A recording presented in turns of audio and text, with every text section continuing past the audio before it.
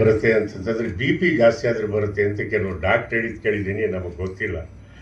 ಈ B P ಯಾಕೆ ಬರುತ್ತೆ ಅಂತಂತಂದ್ರೆ ಇನ್ನೊಬ್ಬ ಚೆನ್ನಾಗಿರೋದನ್ನ ನಿಮ್ಮ ಜೀವನ ಜೊತೆ ಹೋಲಿಸ್ಕೊಂಡು ಅರ್ಧ ನಿಮಗೆ ಜಾಸ್ತಿ ಆಗುತ್ತೆ ಬಿ ಪಿ. ಸತ್ಯವಾಗಿ ದೇವ್ರು ಕೊಟ್ಟಿದ್ರಲ್ಲಿ ಸುಖವಾಗಿರೋ ಬುದ್ಧಿ ನೀವು ಇಟ್ಕೊಂಡ್ಬಿಟ್ರೆ ಏನು ಬೇಕಾಗಿಲ್ಲ.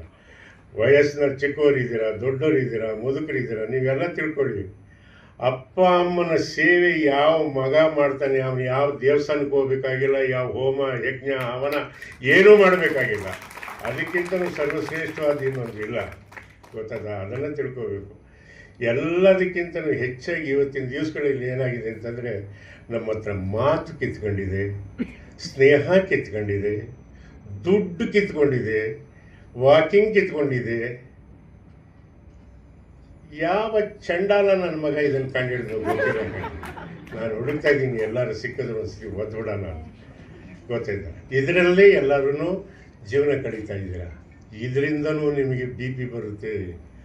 ಬಿ ಪಿ ಬಂದ ಮೇಲೆ ಶುಗರ್ ಬಂದೇ ಬರುತ್ತೆ. ಅಕ್ಕ ತಂಗಿರಿದ್ದಂಗೆ, ಅಕ್ಕ ಬಂದಿದ ತಕ್ಷಣ ತಂಗಿ ಬಂದುಬಿಡ್ತಾಳೆ, ಗೊತ್ತಾಯ್ತರ? ಬಿ ಪಿ ಅಂತಂತಂದರೆ ಬಂದರೆ ಒಂದು ಸ್ವಲ್ಪ ಮಾತ್ರೆ ಗೀತ್ರೆ ಕೊಟ್ಟು ಕಮ್ಮಿ ಮಾಡ್ತಾರೆ, ಇದು ಮಾಡ್ತಾರೆ. ಶುಗರ್ ಬಂದರೆ ಹೆಂಗೆ ಅಂತಂತಂದರೆ ನಮ್ಮ ಸ್ನೇಹಿತರು ಒಬ್ಬರು ಹೇಳಿದರು, ಅದನ್ನು ಯಥಾವತ್ತು ನಿಮ್ಮ ಮುಂದೆ ಹೇಳ್ತೀನಿ. ದೊಡ್ಡಣ್ಣ, ಶುಗರ್ ಅಂದರೆ ಏನಿಲ್ಲ, ಅದೇನು ಜಾಸ್ತಿ ಏನಿಲ್ಲ.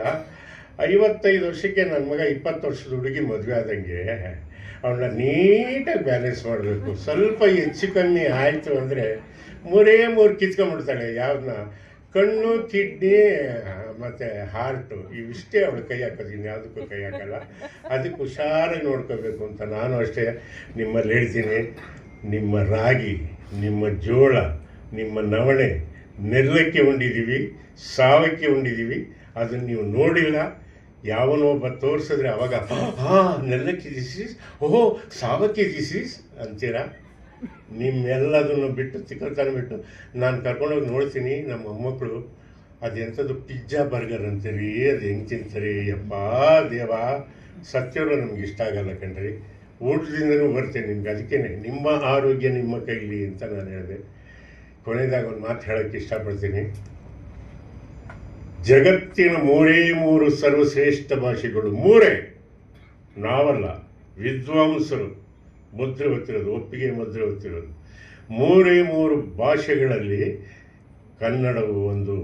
ಯಾಕೆ ಅಂತ ಯಾರಾದರೂ ಪ್ರಶ್ನೆ ಮಾಡಿದರೆ, ಮಾತನಾಡಿದಂತೆ ಬರೆಯಲು ಲಿಪಿಯುಳ್ಳ, ಬರದದ್ದನ್ನು ಯಥಾವತ್ ಮಾತನಾಡುವ ಶಕ್ತಿಯುಳ್ಳ, ಸಂಧಿ, ಸಮಾಸ, ವ್ಯಾಕರಣ, ಅಲ್ಪಪ್ರಾಣ, ಮಹಾಪ್ರಾಣ ಇರೋ ಭಾಷೆ ಯಾವುದಾದ್ರು